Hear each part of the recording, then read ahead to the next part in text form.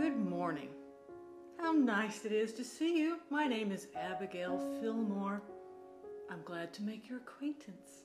Today, I'm going to talk to you a little bit about my life. Please make yourself comfortable. My birth date was March 13th, 1789. Oh, excuse me, I always get that wrong. 1798. I was born in Stillwater, New York, to Lemuel and Abigail Powers.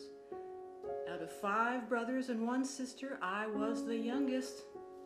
As I grew up, I developed a strong desire to read books. I was always quite studious and enjoyed studying arithmetic, geography, history, philosophy, and all about our government. I was educated in a 1-room schoolhouse between the ages of 3 and 16. Some of my brothers became school teachers for a while when I was just a little girl. By the time I reached the age of 16 in 1814, I decided that I wanted to be a school teacher myself. I first taught at a village school in Sempronis, New York for about 3 years as a part-time teacher. By 1817, however, the school council had built a proper and even larger public school, and I became employed full-time. 2 years later, I accepted an even better offer to teach at a local private school called New Hope Academy.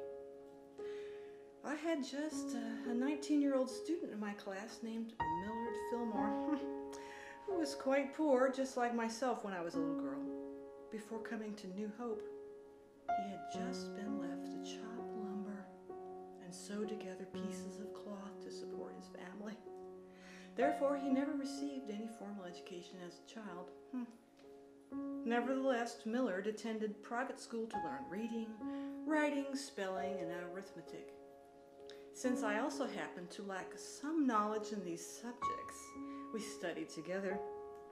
However, due to his family's limited resources, Millard soon moved away. Happily for me, however, Millard realized that he had not only fallen in love with learning, but he had fallen in love with his teacher as well. We kept in touch by sending letters to each other as I continued to teach. In 1824, I took a year off from New Hope to help educate some of my cousins in a neighboring town only 18 miles away.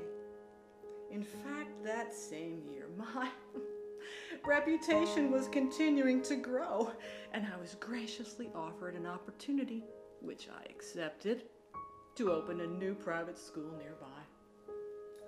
On February 5th, 1826, I finally married my former student, Millard Fillmore. Millard had moved to Buffalo, New York, to become an apprentice in a law practice, and I continued to teach until 1827, when I became pregnant with our first child.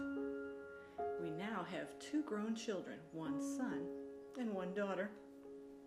When Millard was elected president, I took an interest in popular entertainment and I attended many concerts.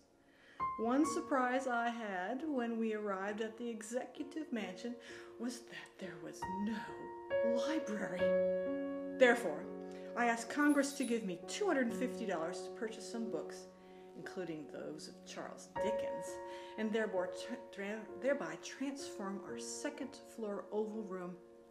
They gladly obliged, and then I ordered 3 custom bookcases and created our new library, which I certainly hope you'll visit if you ever tour the executive mansion. Well, thank you very much for dropping in to chat. Now back to my reading. Goodbye.